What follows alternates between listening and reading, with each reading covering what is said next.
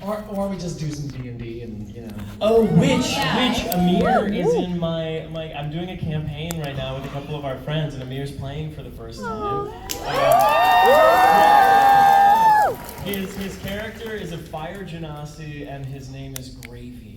What a great name. Yes, yeah. So but I just want everyone to be clear, this is incredibly dangerous for actors. Because we are looking at ourselves on this screen, this is so and all of us can't, just zoom in. You know how it is on like FaceTime while you're in. I'm not even looking at my mom. I'm looking at myself the entire time. I'm sorry, Mom. Look at the way I talk to my mom. The way I talk to my mom is so interesting. You make yourself bigger and make your mom tiny in the I'm corner. like, get out of here. Mom, get out of here. No, we do play pretend. That is like our job. It's the most fun. When we go into voice booths, we're also like playing pretend for everybody else because we don't really know what they're doing. So you're kind of playing pretend for your character and figuring out your character choices, but then you're also thinking like, I think season 2 was so much more fun to record because we knew one another better. So I could kind of guess like, oh, I bet fucking Amir's gonna say this line like this. And I bet it's gonna be really funny. And then I would say my line. And that's how voice acting works. Thanks, everybody. Bye. Well, that's the thing. Like, we get a lot of people that come up to our tables and ask, like, hey, I'm an aspiring actor. Is there any advice you have for me? And the one thing I feel like ubiquitously, like across the board, that we all say is like improv. Big word. Yeah. So what do you know about ubiquity?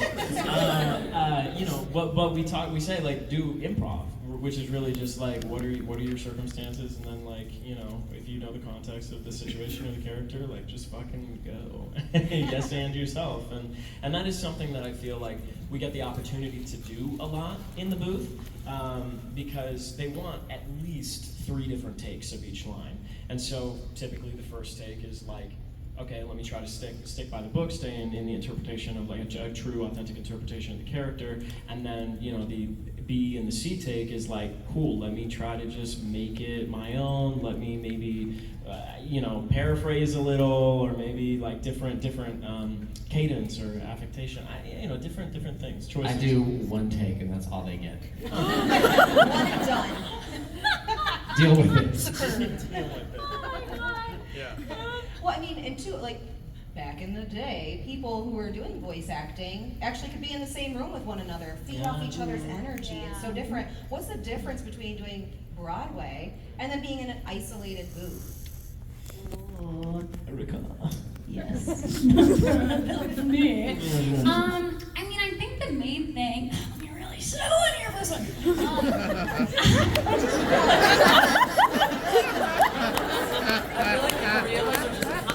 Amoeba of movement. This couch is so deep, it does not feel like we can't. Okay, so I'm gonna try my best. the difference between voice acting is that what ends up happening. Okay, we're gonna answer the question. The question was, what is the difference between Oh wait, no, now people can't see this. Okay. But They there's can't. screen. This is so dangerous. Okay, this is so much better. We should always do interviews like this. Okay. So yes, the main thing, well, honestly, voice acting, that thing you just saw of us like frolicking over one another's bodies is very, I am answering a question. Sorry. The difference, and in theater rehearsals, shit like that happens all the time. We record by ourselves. We don't get the dynamic of like cast stuff, which is why we love coming to these cons. Obviously, give it up for the cons. We love getting to meet you all, but we really love doing weird shit like this together too. So I would say that's the main thing, and also. Broadway, it doesn't change. So like once the show is set, you're playing that character 8 times a week. My favorite thing about playing Charlie is like, I think she's gonna change a lot. I hope so. And that I will get to be challenged as an actor, a voice actor, a vocalist, figuring out like how does she grow and develop as a human being. Whereas in theater, it's kind of like after a certain point sometimes it feels like I've discovered everything I possibly can about this. Sure. Yeah. A big difference is that, like, you know, you start rehearsals for a show, a theater production, and you know front to back what that show is going to be. We have no idea what these scripts are going to say when we get them, and so that in of itself is like a really, you know, what you're always trying to find in acting is a sense of spontaneity, you know. And theater, a big challenge is, since you have such an enormous rehearsal period, and then you do the same thing over and over again every night, a big challenge is finding that spontaneity. That's where something with like Hazbin Hotel or TV and film, I feel, is like so easily accessible, because we're getting the scripts 2 nights before sometimes, and we're like, oh my fucking god, that happened? Like, and so that's still, you know, firing in our minds, and so it's just easy to have that spontaneity in that regard. So, you know, I mean, obviously there's give and takes for both, make one harder than the other, one easier than the other, but that's a big difference for me, you know. But Amir does, you do a lot of looping, right? I did looping on Sausage Party. Okay. But that's the only time. Which is collaborative among voice actors, kind of. Yeah, looping right? is a blast. So looping is. Go ahead. What was you gonna say? What is one of your favorite loops that made it into Sausage Party? Have you been able to watch it yet and pick yourself out? No, I don't know. It's really hard to like pick it. Okay, so looping, for people who don't know. In a TV show or a movie or a cartoon, anything, you know, when you film something, you tell the background actors not to say anything. So if there's a scene in a restaurant, the 2 stars are talking, but in the background, all of the background performers are just going, This, nailing it, yes. yeah, but maybe not that big. Welcome to Shade with Amir. So Yes! You've been anointed, well done. once you've done all of that, the looping performers get into a booth, like 10 of us together, and we add in all of that restaurant sound after the fact. So you have like 10 people just having like a restaurant conversation. And for Sausage Party, you have unhinged foods fucking. So, you know, what's fun about that is that you can really, if you're on a show like Sausage Party, you can really let it rip and say some unhinged shit. So I was cursing at a can of tuna fish, which I hated, and which I hate just generally, because gross. But I told tuna to kill itself. And that was go fuck yourself, tuna. That was fun. Yeah. That is fun, coming out of you know that you're a cartoon character. Yes. Being able, even on Hazbin, to be able to swear and say the things that Yeah. that you guys say is amazing. I mean, I love it. It's It's like crosses that boundary. Because I grew up on cartoons, and I love those subtlety adult jokes in cartoons that when you rewatch them as an adult, you go, oh, that's what that means. Yes. You know? And it's so cool with your guys' show, it's like blatant. Like, that's exactly what that means, and there is no interpretation. It is so right there in your face. Yeah. Before I throw it to the audience to ask you guys questions, which I will have a couple rules, I'll ask you one last thing, which is, what is a character trait from Hazbin that you relate to the most of your character? Like, what is something that Charlie, that you feel very close to your heart? I mean, Alistair's my favorite, but you know, what is? I would say, I mean, for Charlie, I have a trait that, I mean, the biggest trait that we have in common is like kind of believing just that leading with positivity is like always the better choice. Like, I'm not always a sunshine and rainbows person. Like, everybody has bad days and fears and anxieties, but that it is beneficial to put out positive energy, because it's just, sometimes, I don't even know if it's easier, but like, if I have the choice between positive or negative, I'm gonna choose positive energy. And I think that is like kind of a superpower. I think it's really easy. I like stand in like strong defense of Charlie as her voice actor, where I think it can be easy to like undermine a person who is positive or undermine a person who is like seems happy-go-lucky, but I think it's such a choice to do that. And if you are a person who identifies that and you get underestimated, keep choosing joy and happiness, because I do think we need more of that in this world.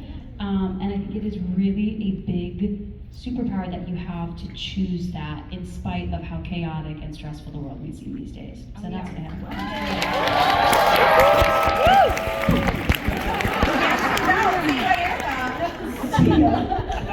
I agree, though. I always tell people a positive attitude will get you far in life. I mean, a positive attitude, hard work, like those are the things that will push you forward, you know?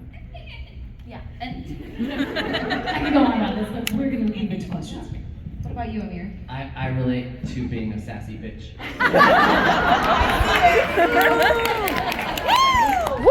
He's not joking. Yeah, for me, I think, when Angel decides that he is friends with somebody and decides to care about somebody, he's all in, and he'll do whatever he needs to do in order to protect them, and I feel very similar when I make friends. Like, there's a definite switch in my mind where I'm like, you're a real one, and you got me. You know what I mean? Like, and I'm literally, I was just about to say, that's how I feel about these folks. I mean, I say this all the time, but I mean it. Like, it's one thing to be in as uncertain a field as acting. You're never really sure what's going to come next. You're never really sure what's going to come out of the projects that you work on, and there's so much to be grateful for with Hazbin. We're working on something that we love. We're working on something with a creative team that is so positive and so enthusiastic about what they're doing and what we're doing. The show is popular because of you guys and like having a fandom that is so beautiful and positive and just and supportive as well, and it's reciprocal, and then on top of all of that, the people that I'm working with, are also some of the most wonderful people I've met in my entire life. I mean, like, it's gift after gift after gift after gift. And so, yeah. Anyways. Amazing. All right, so there is a mic. I can kind of see it over here. I believe there's a mic over here. My 2 rules are: 1, question per person, so we can get through as many as possible. And number 2, please don't ask about spoilers. We all know there's a season 2, 3, 4. So we don't want any spoilers, so please don't ask. All right, we'll start with this side of the room over here. Hi. Now that season 2 is recorded, which is your favorite season? I don't know if I can answer that yet, because without it being animated, there's a bunch of stuff that gets animated that we don't necessarily see in the script when we're reading it, so then I don't know, it's when I watch the show, I'm like, that's my voice, you know what I mean? But other than that, I'm watching a new show entirely. I'm never sure what take they're gonna choose that I did, or it's all. I'm just as enraptured as you are. And I haven't read most of season 2. I purposely don't read scenes that don't involve me, so that when I watch them, I can be like, oh my god, you did that. Oh, that happens. And so I don't know much of what happens in 2. Can I say, you just had an interview with Perry where you talked about something with your character. Has that been shared with the world? No, that has not been shared. Bye. Thank you. Hi. Hi. So you all are such incredible performers, and I was wondering if you were to take the character that you voiced from Hazbin to a Broadway show, what show would you want to go to with them? oh, so Just take them out of the show and just go and watch it in the audience. oh my god, that was so fun. Oh my god, what would you really want to go see? Does it have to be running right now? We would go see our dad in Great Gatsby.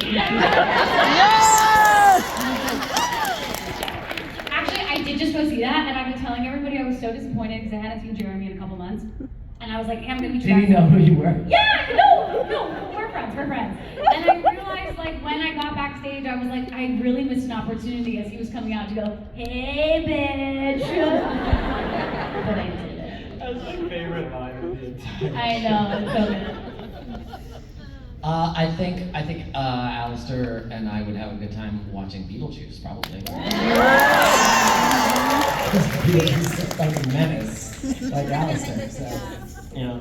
I was gonna say Beetlejuice initially, but Amir stole it. So I'm gonna say something different. I think honestly, like something sexy, you know? You like, think I feel like Sleep No More. well, I mean that's not a problem, but fuck yeah, me and Angel would fuck up Sleep No More. That was so fun. I feel like we both like really like we put on some shades, we put on some like sexy outfits and just like be total, you know, like Sleep No More, yeah, if we were just like going out. But I think also like Chicago would be fun, you know? Yeah. Slinky. So fitting. Thank you. Slinky. We'll go back to this side of the room. Hello. Hi. So I had a question for Blake, actually. I was wondering, if Angel Dust wasn't in a contract, Valentino, what do you think he would be doing in hell?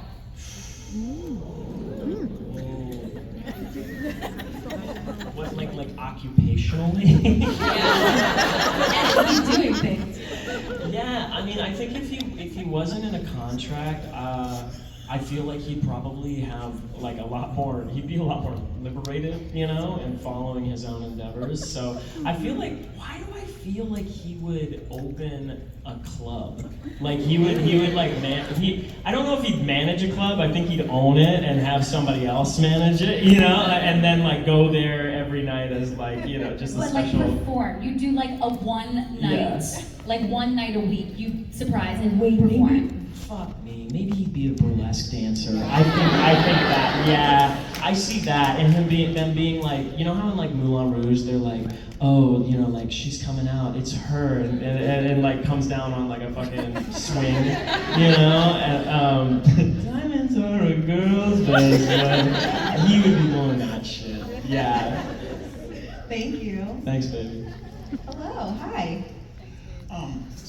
Alistair is very much trying to get everybody to trust him, despite being just completely insincere about everything he says. Like, how do you perform I'm an excellent liar, since you have to have the tells of I'm lying without the giveaways of I'm lying? He's very practiced in real life. Well, part of it is that you don't have to give away too much in the booth, because you know that part of it will be given away in the animation. There's also a lot to do with other characters and the way they talk about Alistair, so that Alistair I can say something completely convincing and honest, but just the fact that it's Alistair will have people doubting it. And that's actually pretty powerful, because what we have now is a situation where even when he's telling the truth, you don't entirely trust him. So it's a fun element of the character, but it's not something that I necessarily have to play very much. Thank you. Thank you. Hi. Hello. Are you Ben 10? Yes, I am. Okay. Couldn't really tell. Love it. First, I'd like to say, love you guys so much. You're a huge inspiration to me. I'm actually going into voice acting, or that's my goal. That's my dream career. And seeing Hazbin Hotel raised up after these 4, now 5 years, and seeing you guys bring these characters to life is just phenomenal, and I love all your work.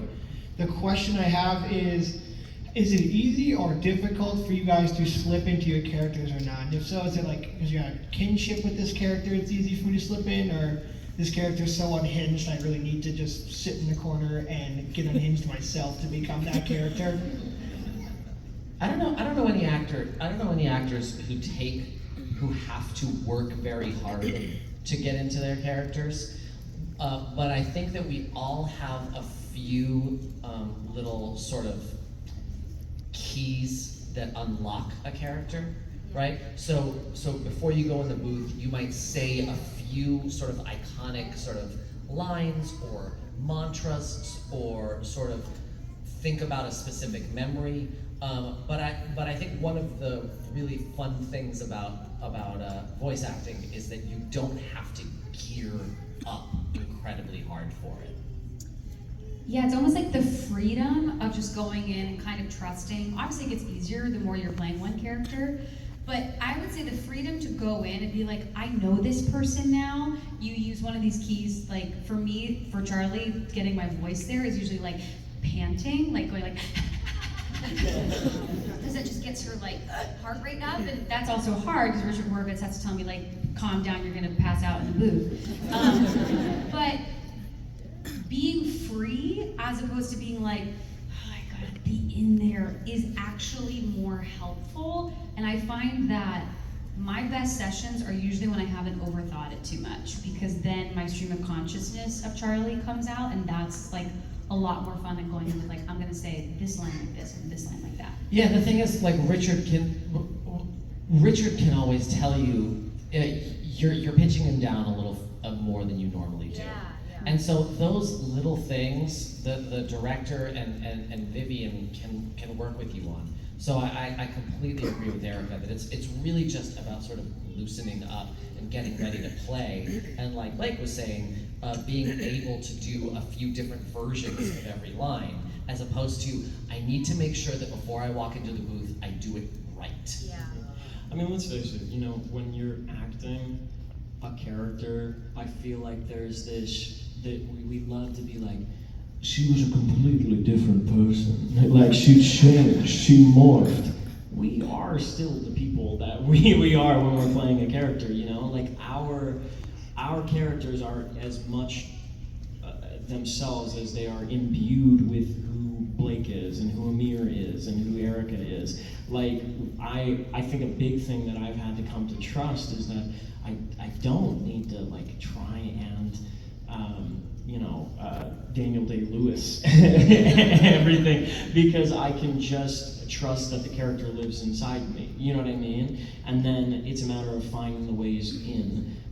There was like a GQ interview of like Willem Dafoe talking about like different characters he played and having like a mouthpiece that made his teeth look different, but the fact, like the physical fact that like he had this thing like that changed the structure of his face, and other people saying, you know, there's other actors who are like, yeah, I really only want to do work that I'm doing an accent in, because all of these ins get you into the character. And I feel like with voice acting, if you have a voice that you're gonna lock into, I mean, that's your in, and it gets you to the place that you need to be. Yeah, you don't need to totally change, I guess. Yeah, I think the main thing is just remembering like physicality. That's on season 2. I tried to remember that because they do have a camera there, you know, while we're filming, to see if like, oh, is that something we want to animate? Like they did this thing, you know, like yeah. So, yeah, good question. Should. Thank you. To piggyback off of Erica, in radio, when you're voicing commercial spots, it's kind of the same of, I don't want to do 1,000 takes of that commercial spot, because the more I do it, the more in my head I am, the more it's like rehearsed and script sounding, and I want it to sound natural, like it's just flowing right out of me, so I try to do as least amount of takes as possible to get that done. So I understand where you're coming from. Yeah. Hi, hello. Hello. Just want to say you guys are amazing. I love you guys so much. I love the show you guys work on. I love you guys' characters. But I'm going to ask the most basic question. And the characters that you voice, what are your guys' favorite quotes from them? And could you say them in your voice? Yeah. Mine's changed. The one I like right now is, but that's so mean. You're sloppy. Mine hasn't changed. Oh, Kinky, come on, keep talking dirty.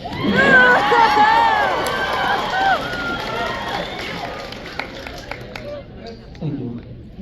You do change your voice. Yeah. It's Like mine is pretty, it is just kind of wild. Like I bring a lot of like my voice to Charlie just because she's like pitched in a similar register, but it is weird like hearing y'all do your voices. And like I think when Brightman had to do pen shifts, that was wild. I was like, wow, that really is like so different, so cool. Like, duh, I know that's his job, but it's cool to see it happen in real time in front of me. Well, you know, that's another thing. It's like since the voice sits in a totally different place than my voice, like I feel like I'm able to just access, like that, I'm able to access the character in a different way, you know? I'm able to get outside of myself, but, you know, not totally extricate myself from myself, if that's not too confusing.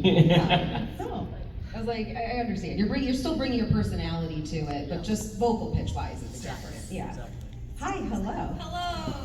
I'm just gonna put out there, you guys look amazing today. My question You look is... amazing. We look amazing? She said you look amazing. Oh my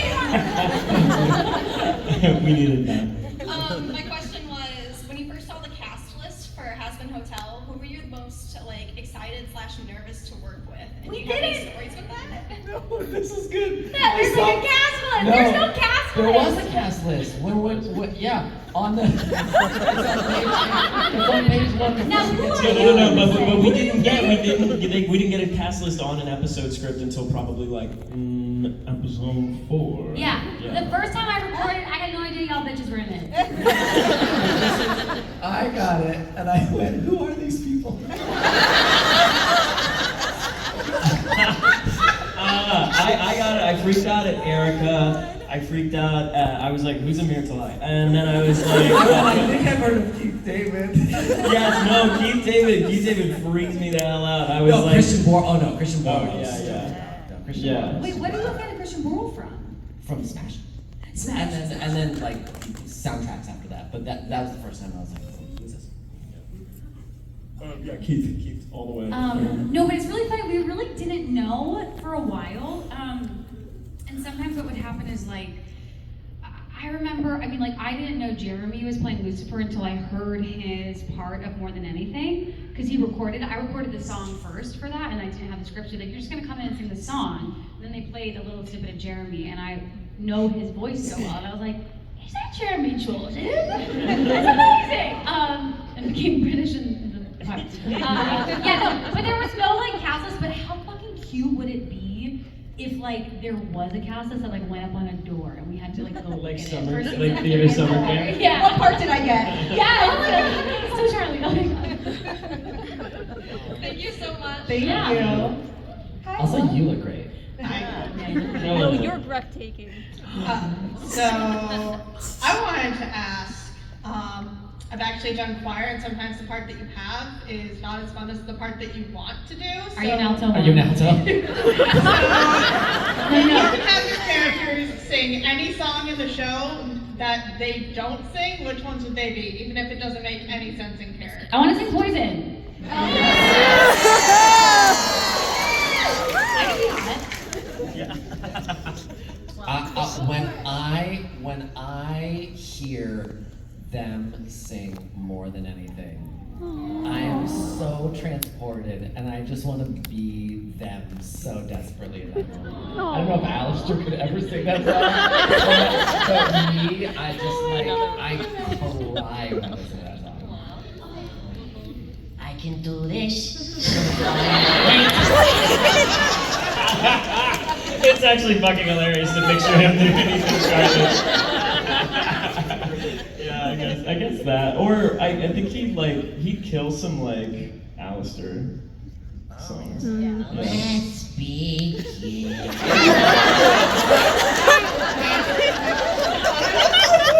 Your voice on all of them would be so fucking fascinating. We need that soundtrack We to come out. do. An Angel Christmas album. Can you do it? Kiki, baby.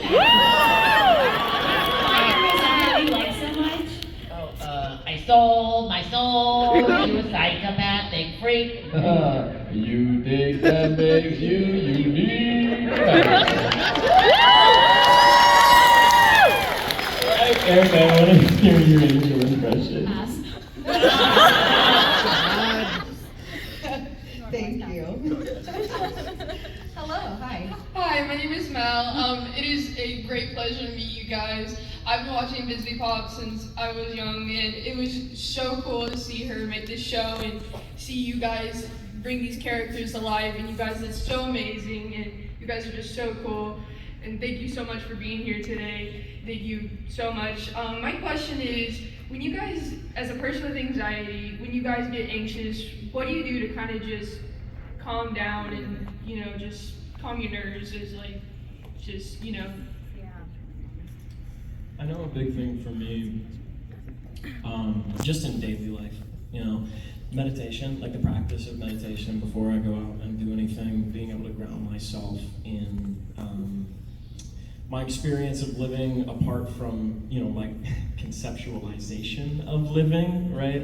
There's a distinction between, like, when I've been meditating recently, I'm like, let me just forget the name of everything. Let me focus on my senses. Let me ground myself through my senses without having to complicate things with, you know, any narratives in my mind. And meditating with that in mind helps me a lot.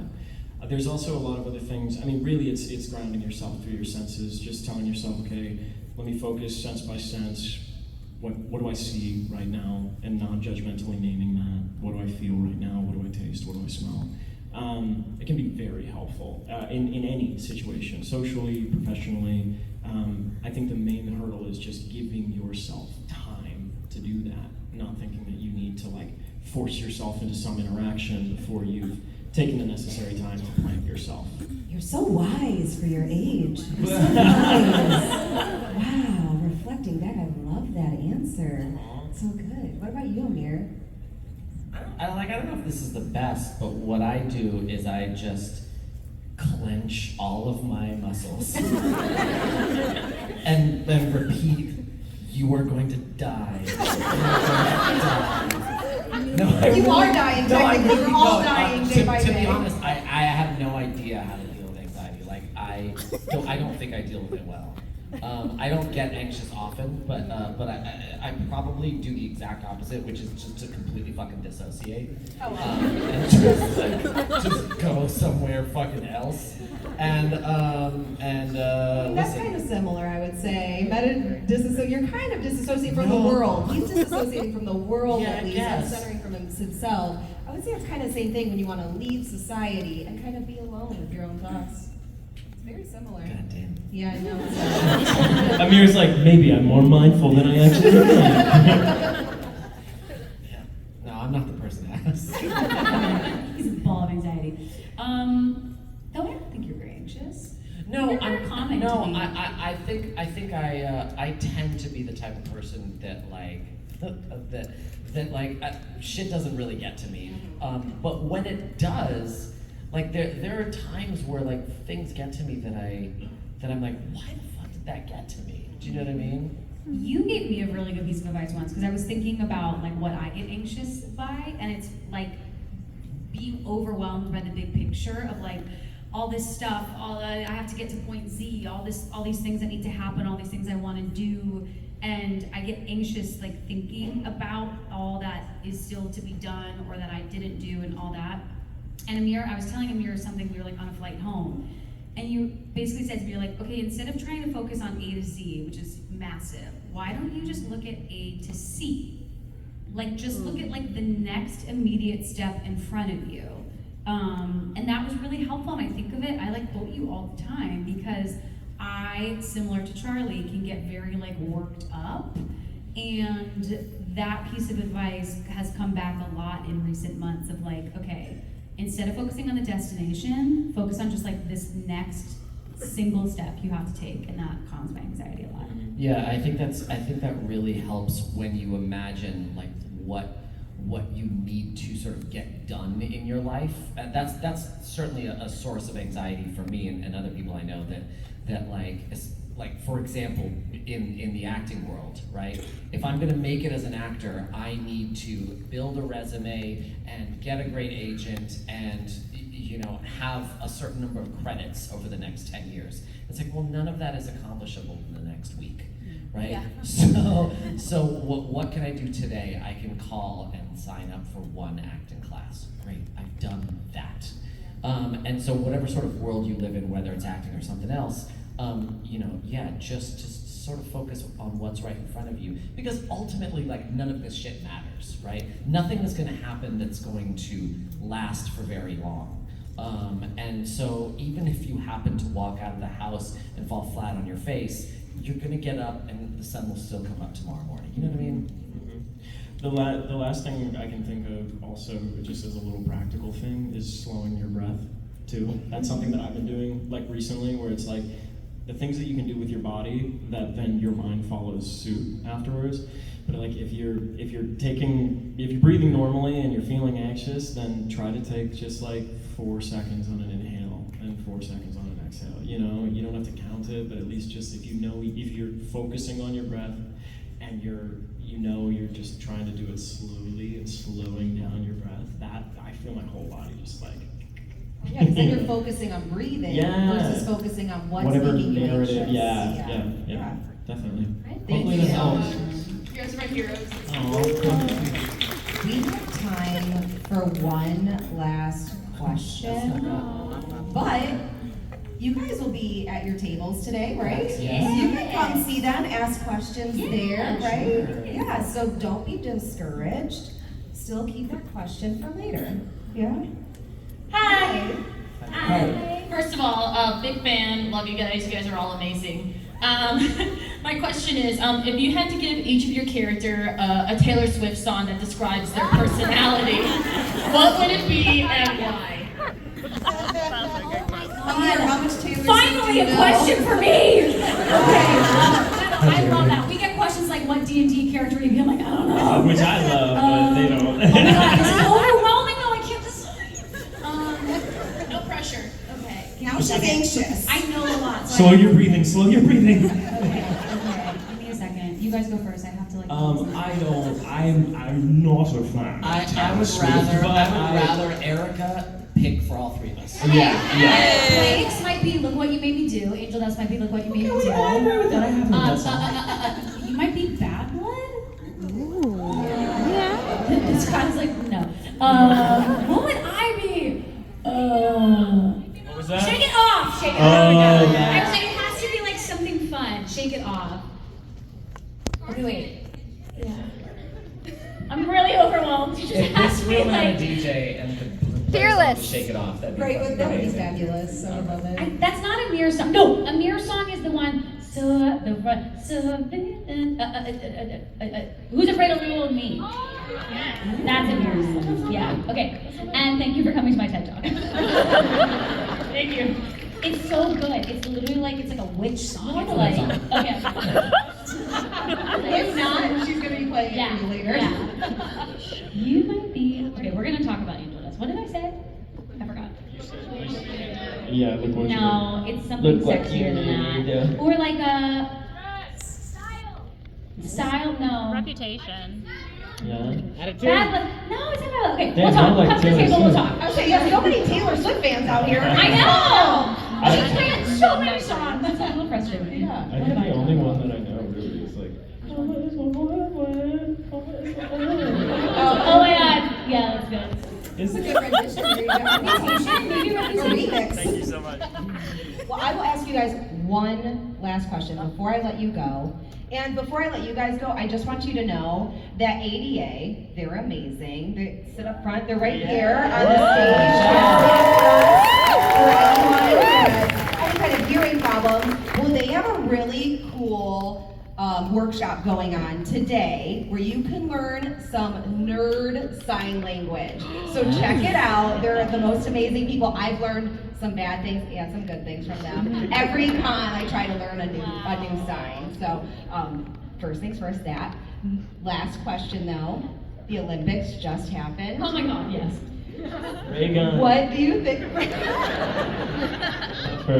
What do you think? Yeah, she was creative. She got full part in that. If you're a performer, you saw all the passion that she had. I also wait. And energy she This had. guy, Hilarious. I just see those memes and I cackle. Sorry, I What keep do you think interrupting your you. character would meddle in? Like, what do you think that Angel Dust would meddle in? Gymnastics, totally. So bendy and sexy. He's pole dancing? No, Angel Dust would medal in volleyball because he's tall as fuck and he has 4 fucking arms.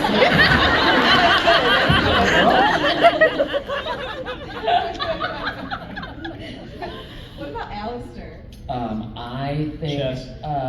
Chess would be good. Yeah, Chess, for sure yeah. chess. But I also imagine, is there like some sort of like long range riflery situation? sharpshooting, yeah. Sharpshooting. Yeah. That's taking shots at people from very far away. And the fucking last thing they know, they just. I'm thinking to Winter Olympics. I think Charlie and Baggy would be a really good luge team. Yes! Like, mostly just be Charlie and Baggy like, fuck! You got this, dude, come on. Also, I Can Do It With a Broken Heart is your song. Okay, there we go. Amazing. Well, thank you all for being here. Thank you.